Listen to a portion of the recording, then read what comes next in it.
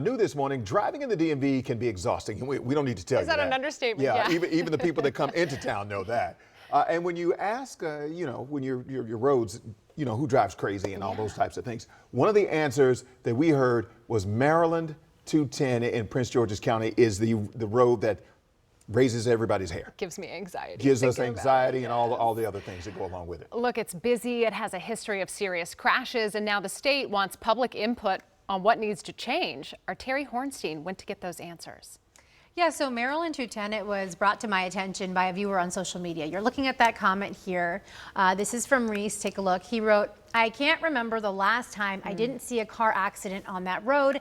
And it isn't just frustrating for drivers. State data also shows dozens of deadly crashes over the years. So now the State Highway Administration says it's working on improvements, and drivers have a chance to weigh in this week. In fact, today, the SHA says it is working on those improvements, and you'll be able to talk about it tonight." Maryland 210 runs nearly 22 miles from Indian Head in Charles County to the DC line.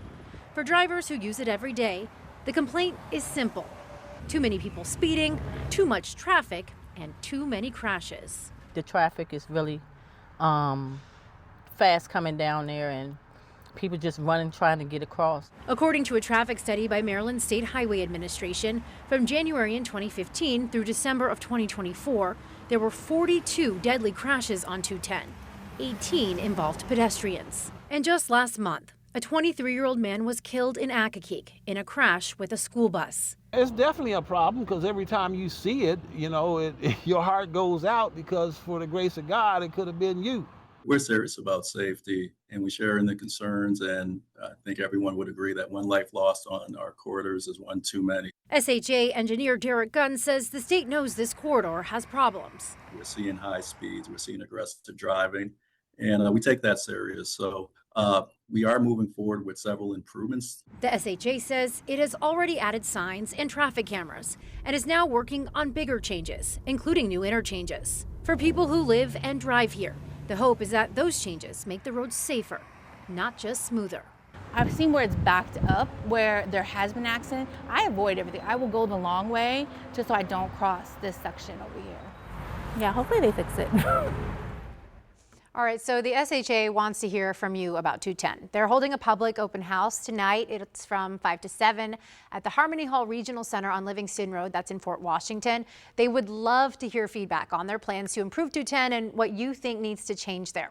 Also, if you have any traffic concerns here, we want to hear about them as well, and we will work to get you some answers. You can find me on social media. You can send me an email. You can find me at T. Hornstein. That's the best way to do it. But let me tell you, doing traffic here, I would say that's like one of the roads I cover quite often. I would say several times a week there are crashes on 210, and they've done work to improve the roadway, but obviously with them still happening, more needs to be done there. It's a massive undertaking, because that road is so there's the volume is large, because it's an area that has Prince George's County, Charles County, and people are going back and forth in a bunch of different directions. There's so much space in Charles County.